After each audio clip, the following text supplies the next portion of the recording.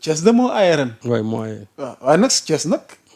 am prélude ci wàccaayu 4 avril bi bien sûr. am na lu fa xew. waaw li fa xew bi mu fa xewee ba noppi nag. am na liggéey gu ci yor def. waaye nag gis naa dem ñu la mayul dara. waaw dinañ ci dikk waaw. soxna tuuti. ferveur ba amoon ca stade Lat Dior. mu mel ni yor di nuyuwaat mboolem ñi fee xëyee sunu naataango yooyu rédaction bi dinañ jox seen wàccuwaay. le plébiscite de Sonko, la sonkorisation de Diomaye Serigne Saliou. mu mel ni ca stade Lat Dior Ngoné Latyr. stade ba. contenté wuñu rek d'abriter le lancement de la semaine nationale de la jeunesse bi amoon 30 mars 2026 barki démb. il est devenu l'arène d'un sacre symbolique doublé d'un rappel à l'ordre populaire. Sous le regard attentif du président Bassirou Diomaye Faye, la jeunesse de Thiès a littéralement sonkorisé la cérémonie. Muant le protocole républicain en un plébiscite vibrant pour le leader du PASTEF derrière l'écho puissant du slogan ñun Sonko la ñu bëgg. C'est jouer le symbole d'un pacte profond. Si Diomaye incarne aujourd'hui l'autorité de l'État, l'ADN de la rupture demeure aux yeux des jeunes indissociables de la figure d'Ousmane Sonko. Alors pour terminer, de l'autre côté, coalition Diomaye bu Thiès ñoom it génnee nañ communiqué ma fàttali li ñu tënk daal mooy daanaka lii nga bind mbala position bi nga jël wala li ñenn ci askan bëgg dugloo ci bopp nit ñi nee nañ demeewul noonu. autant xëy na ñee ngi naan Sonko la ñu bëgg waaye ñoom li ñu jàpp. mooy Diomaye ñun Diomaye la ñu bëgg loolu ngir tënk sëñ Saliou. waaw léegi nag sëñ Saliou lu yor bind.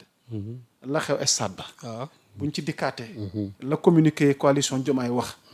que peut-on retenir ak it ñi la critiqué. ñi nga xamante ne tes détracteurs ils ne t'ont pas raté. waaw non je sais. alors on fait le point. ci li xewoon Thiès. waaw xam nga Yamoussa. waaw affaire bi dafa révéler lu bari. dafa révéler surtout la faiblesse de la coalition Diomaye dinaa ci dikkaat du côté communicationnel. xam nga li xaw Thiès c'est vrai même su fekkee ne dañ ne am na ñu ne ñun Diomaye la ñu bëgg mais dafa am réplique am ñu ne ñun Sonko la ñu bëgg yëf yi pëccoxoo parce que bu ko ñii commencé am na yoo xam ne dañ leen cee gàttandu ba pare demandoog ñoom ca fin ba léegi nag yor moom dafa am liggéey boo xam ne def en parlant de la sonkorisation parce que am lu tax li nga xamante ne dañ ko programmé woon parce que ñun Diomaye la ñu bëgg bi c'est une programmation du lu spontané alors que ñun Sonko la ñu bëgg bi c'est quelque chose de spontané te xam nga le problème que mooy ma ne Diomaye yërëm naa ko xam nga yërëm naa ko parce que ceux qui gèrent sa communication c'est des gens qui sont nuls ils sont nuls parce que ñu ngi koy dugal ci li nga xamante ne tey lépp jéego bu ñu def rek du côté communicationnel lu ko yàqal la le président se rend à Thiès waaw d'abord xaw ma ndax ñoom ñoo war a def seen communiqué xaw ma ndax c'est le président mais ñu bëri sax xamuñu ne le président se rend à Thiès Thiès waaye yu bëri ñoom xamuñoo ne le président aujourd'hui est à Thiès ça signifie que là d'abord la communication n'a pas fonctionné ñoom ñoo ne ñooy coalition Diomaye mais nañu fësal événement bi pour wax ne le président se rend à Thiès ba ñu xam ko ba ñu xam président bi lan la fay wuti mais déedéet ñoom loolu du seen préoccupation xam mooy lan wut seeni équipe ñu infiltrer stade bi bañ ne bu ñu commencé rek wax leen ñun Diomaye la ñu bëgg mais ñun Diomaye la ñu bëgg boobu lan la tontu la par rapport ak ñun Sonko la ñu bëgg parce que n'oublions pas que la veille Sonko ba mu demee Mbour jóge Fissel ñëw Mbour ci dimanche ci samedi bi ba mu ñëwee taxaw di wax xale dañ koy interrompre ñun Sonko lañ bëgg Sonko ne leen man yéen laa am yéen laa bëgg mais xamul loolu c'est spontané te loolu benn pacte la de confiance entre Sonko ak ay militants mu nekk lu dëggu ci ñoom te sonkorisation bi muy commencé dafa nekkoon benn cri de guerre de protestation à l'endroit de Macky Sall du loo xamante ni parce que loolu commencé wul avec l'avènement de Pastef non il a fallu que ñu jàpp Sonko les gens maintenant mënatuñu woon xeex peut-être sur le terrain jàmmaarloo ak policiers yi fu ñu dem ci événement léegi wane ne ñun lii mooy suñu cri de guerre cri de guerre boobu nag en même temps aussi dafa nekkoon aussi un symbole d'affection à l'endroit de Sonko. léegi nag ñi nga xamante ne ñooy gérer la communication du président Diomaye ñoom aussi dañu bëgg a dugg ci mouvance boobu ñun Sonko lañu bëgg. ñu ne léegi nañu répliquer comme que ñoom jàpp nañu ne Sonko mooy seen wuju léegi aussi nañu wut ñun Diomaye lañu bëgg mais xamuñu ne bu ñu defee loolu ci événement bi. waaw mais président Diomaye li ko indi woon ci événement bi mais yàq nañ ko.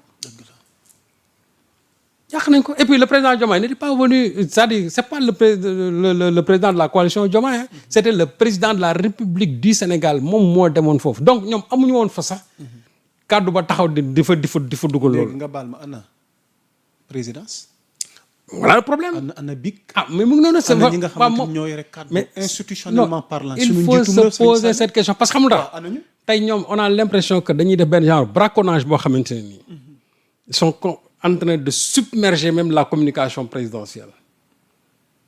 Ils sont en train de submerger la communication présidentielle au point que tey ñoom bu ñu demee ba noyauter le discours même l'essence du discours du président parce que président bi li mu doon wax lu am solo la parce que dafa jàkkaarloo ak ndaw yi di lancer la semaine de la jeunesse am lu mu doon wax ak xale yi focus bi ci loolu la woon te xam lu gën a grave mooy ñoom dans leur communiqué amuñu lenn loo xamante ni moom la ñuy wax moom la ñuy revendiquer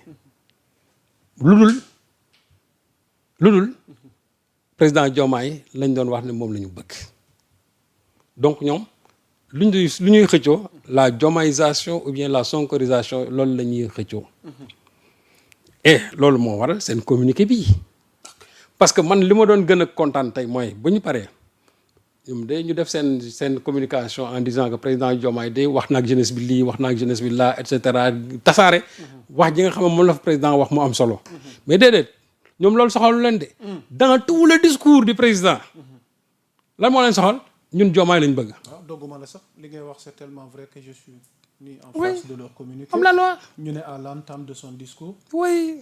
ces derniers ont spontanément entonné un chant de soutien. Ce n'est pas spontané rek c'était programmé. te man xam naa li may wax. ah ok. man. waaw xam naa bu baax li may wax. kon loolu ñu. lii ñu doon def noonu j'ai dit c'est pas spontané non c'était programmé te ña nga xamante ne ñoom ñoo ko programmé ak ñañ ko wax man je les connais tous xam nga mbir mi man dal nañ ci sama kaw wax nañ lu ne yor saaga nañ yor wax nañ nangam et cetera sur histoire que tout simplement on a sonkorisé le président tout simplement moo tax ñuy ku ci nekk di tëb di dal man day j'aurais été content tey su ma taxawoon par exemple discours bi ñoom ñu def seen benn communiqué en disant que li gën a am solo c'était le discours du président li gën a am solo mooy li président doon wax ak ndaw yi mais ñoom amuñu lenn lu ñuy def lu toll ni communiqué yow amoo lenn lu dul génne lu dul président Diomaye lañ wax ne moom lañ bëgguñu waxuñu ne Sonko lañ bëgg nañ jël président Diomaye moom lañ bëgg xool nañ jël ñun Diomaye lañ bëgg jël leen mais nag Diomaye na xam ne ñii nga xamante tey ñoo nekk dans sa coalition di gérer sa communication ñu ngi koy yàqal lu bare parce que tey laajal ñu bëri lan la président wax bi mu daka jàkkaarloo xale yi kenn mënu ko wax kenn xool tey fi mu ne interroger ñu bëri Diomaye lan la wax xale yi fi Thiès kenn du la ko wax non ñun sax léeg-léeg lañ gën a wax que moom lan la wax parce que xam nga parce que national de la jeunesse waaw moom lan la wax moo tax man ne la li taxoon président déplacé wu du ñun Diomaye lañ bëgg li taxoon président déplacé wu dafa bëggoon a wax ak ndaw yi te wax na ak ndaw yi léegi nag la mu doon wax ak ndaw yi xam nga lan moo ko noyetu ñun Diomaye la ñu bëgg boobu ñoom ñu programmé finalement moo nëbb la nga xamante ne moom la président Diomaye wuti woon foofu te ñoom seen communiqué bii amuñu lenn luñ ci revendiquer lu dul ne Diomaye la ñu wax ne moom lañ bëgg jël leen Diomaye lañ bëgg jël leen mais nag nañ jàpp ne c'était programmé li spontané mooy ñun Sonko la ñu bëgg boobu loolu moo nekkoon lu spontané ñun Sonko la ñu bëgg boobu loolu moo nekkoon lu spontané parce que dafa amoon ñoom dañ ko entamé ba pare mu am réplique loolu aussi il faut que ñoom honnêteté wax ko loolu mooy dëgg moo tax ma ne actuellement ni ñoom ñi ngi yàqal président de la république te li metti mooy la coalition Diomaye fan yi yëpp yaa ngi dégg lu ñuy wax ci affaire sur la dette lan lañ wax ci sur la dette. Financial Times lan la wax fii ci affaire TRS yi. Il y a eu une dette cachée xaw ma un des emprunts occultés et cetera lu ne wax nañ ko fii. ba mu jur fi coow. kàngaamu Pastef yi nga génn ñu mel ne ay Baba Amadou Ba génn nañ wax ci. répliqué le ministre des finances génn wax ci. gis nga la quoi comme ñoom dañu ne ñoom Diomaye lañ nekkal moi j'aurais bien aimé que ñoom am nañ seen i experts. seen i experts génn daal di wax ci à propos de la dette. ñoom bu ñu génnoon communiqué daal ne lii mooy réalité bi ñu ne ñii di wax dëgg yàlla ñii day seen i experts ña ngay ils se sont prononcés sur la da nga leen dëgg benn yoon ñu wax ci affaire dette bi. déggoo leen ci. Ces gens-là qui manquent chaque jour ñii nga xam ne ñooy manqué chaque jour respect président de la République da nga leen dégg ñu wax ci. mais fii laa dégg fekk Karim Xurum Xaax du moo taxaw fii mu ne président Diomaye dafay dooleel borom ñaari tur yi Xurum Xaax wax na ko ci benn plateau de télévision. da ngaa dégg benn yoon ñoom ñu taxaw naqar loolu ko gën a garaaw dafa am. borom ñaari tur yi yow ki jiite réew mi nga ne vraiment nañ ma bal ci kàddu gi parce que sax nettali bi sax baaxul. mais il faut moo wax leen ñoom erreur yi nga xam moom la ñuy def. suñu génnoon seen communiqué daan ne ñi ngi naqarlu li nga xamante ne moom la Xurum Xaax wax à l'endroit du président de la République. su boobaa ma ne ñoom day ñi ngi def seen liggéey. Pourtant, j'ai vu des patriotes dans les réseaux sociaux yu yàq lu mel ni xamee Karim Xurum Xaax et pourtant ñooñu c'est des patriotes mais ñoom loolu ñoru leen c'est-à-dire que ça loolu ñoru leen xam nga ñoom leen ñor fi ñu toll nii. wan président ne ko nit ñi dañ laa bëgg parce que nag bu fekkee ne dañoo bëgg a créer le président une popularité factice. da ngeen di sonn. gis nga popularité légitimité populaire dañ koy liggéey du loo xam dañ koy jënd. doo dem dajale say maire jox leen xaalis dajale ay xale wala ay nit fay leen xaalis ne leen bu président am ñëwee rek antonné leen ñun Diomaye lañ bëgg parce que nit ñi dofuñu on sait bien ce qui se passe maintenant tout ce qui m'ont insulté ci affaire boobu. loolu leen di tontu. xool non baal naa leen xool baal naa leen suñu jàppee ne sax du àq. baax na suñu jàppee ne sax du àq. baax na parce que man du ma leen répondre ci loolu parce que du ma xëccoo ay coow Sonko lañ bëgg Diomaye lañ bëgg. mais li ma leen di wax mooy ñoom. dañoo tooñ président de la République. parce que ils ont noyauté le discours du président de la République. ils ont complètement occulté l'essence du président de la République du discours du président de la République.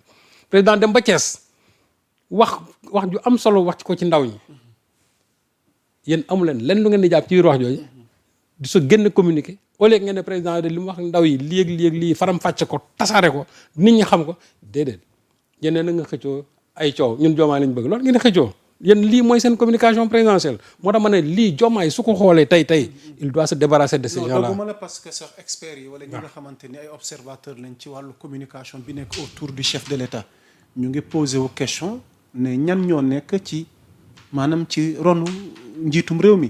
mais coalition Diomaye la. ndax ñi nekk présidence finalement. moom laa na c'est-à-dire que on se pose la question. il y a ñan ñoo yor communication c'est-à-dire mooy loolu il y a un problème de lisibilité dans l'entourage du président.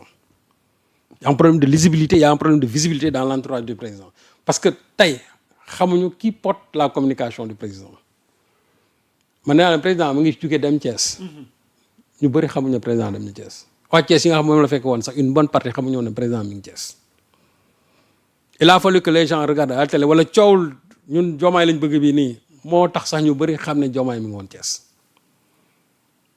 te mu nekk déplacement bu am solo parce que semaine de la jeunesse la doon lancé mu nekk lu am solo dans le calendrier scolaire parce que ñun xam nañ semaine de la jeunesse lan lay tekki ci le calendrier scolaire ñëw wax fa wax ju am solo.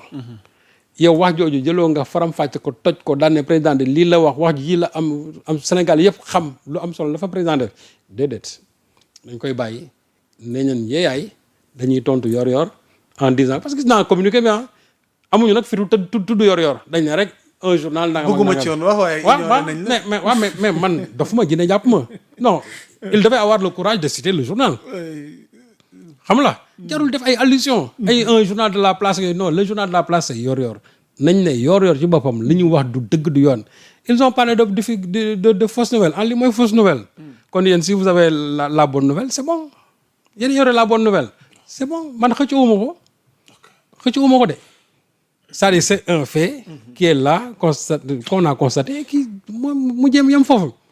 ok tey de doon naa kontaan lool ma ne président Diomaye de li mu wax xale yi lii la wax xool ñu ne non waxul loolu ci xale yi lii la wax ci xale yi lii la wax ci xale yi mais je suis sûr et certain même su ma déformé woon tey wax ne président Diomaye de la mu wax ci jeunesse bi léegi xool doo gis mukk ku tontu daan ne président bi waxul loolu jeunesse bi lii la wax jeunesse bi déedéet ñoom xam leen ñor Diomaye lañ bëgg c'est-à-dire que dans tout ça il n'y a que Diomaye la ñu bëgg loolu c'est-à-dire que loolu mooy seen communication pour dire comment ces gens-là ñii ils sont nuls en matière de communication vraiment nañ ma baal ci terme bi mais c'est des gens qui sont nuls en matière de communication parce que bu fekkee ne ni la ñuy jàppale Diomaye ma xam ne Diomaye du sori mais nag nañ xam ne une popularité kenn du ko fabriquer une popularité parce que dañ koy liggéey koy togg ba mu ñor nga xam ne foo toog spontanément day ñëw ñun gis nañ fi ba tàyyi Macky Sall daan dem fenn ñu programmer ay nit pour ñu taxaw di tàccu loolu yàgg nañ ko gis même du temps de Senghor c'était comme ça dafa am ñoo xam ne ni spécialement seen rôle moo daan vive Senghor man dama ko daan gis quand j'étais jeune ñoo xam ne ñoom uniquement xool Senghor lu mën a wax vive Senghor rek ñoom loolu lañ leen fa santé ba keroog mbir mi jeex dégluwuñu Senghor dégluwuñu ko vive Senghor ba mu jeex ñii aussi c'est la même chose ils sont en train de reproduire les mêmes schèmes des années 1960 donc bu président ñëwee rek bu commencé ne leen te gis nga li xam lan la nar a indi suba que finalement président Diomaye fu mu dem léegi les patriotes kar ko fa di ko sonkoriser. waaw nga baal ma fa laa bëggoon daanelee parce que ñu ngi jëm ci benn bés bu décisif. moom laa la 4 avril bi. waaw mais ñu ngi posé aux questions. ndax 4 avril mais fii sax 4 avril bi. waaw danañ ko duñ ko def parce que Sonko dafay teew te xam naa ne rusé nañ Sonko bis bi duñ ko def te bés buñ koy def sax duñ ko def en présence de Sonko buñ koy def bés buñ koy sonkoriser dëgg. Donc ça, moi, je ne le souhaite pas parce que c'est une institution. Hein. Moi, je ne le souhaite pas. Et que les gens sachent que je n'ai aucune... Gis nga ñi di wax fii naan Diomaye nii. man li ma xeexal Diomaye ñoom lañ ko xeex. parce que man li ma yóbbu kaso man Diomaye ci la bokk. dañuy wax est-ce que duñ jox Diomaye cër tamit. ndax waaw lu mën a xew tamit mooy njiitum réew mi. moom laa la wax c'est-à-dire que non Diomaye c'est le président de la République. C'est que boo leen gisee tey on a l'impression que ñoom dañu nekk ci benn position manichéenne que ñii ñoo baax ñii ñoo bon. ceux qui ne partagent pas la ligne de Diomaye ñoom ñooy bon ñoom ñi nga xamante ne ñooy wàlliyaani les militants les ralliés de la 25e heure parce que ñu koy wax yëpp nag c'est des ay wàlliyaan lañ amuñu kenn ko ànd ak moom ci départ ba ñi koy wax yëpp xool ñi koy wax yëpp ils ont rallié Diomaye en janvier 2024 am na ñoo xam sax mars lañ ñëw ànd ak Diomaye Abdoulaye Tine moom nga xam moo doon xas Sonko doon wax naan fii révolution amu fi moom ba muy ñëw ci moom waaw révolution bi parce que il n'a pas vécu la révolution moom 13 mars lay door a adhéré ci coalition Diomaye donc kooku révolution bi mënu ko xam parce que révolution bi bañ ko enclenché dafa yàgg ñi ko xeex ba ñàkk seen bakkan ñoo xam ndax révolution am na wala amul moom nag xam fekk ko fi daa fekk mbir mi daanaka togg gi da waaj a ñor mu door a egsi ñu yàq mu njëkk a dugal loxoom. loolu mooy dëgg. jërëjëf sëñ Saliou alors soxna tuuti on va essayer d'avancer sànq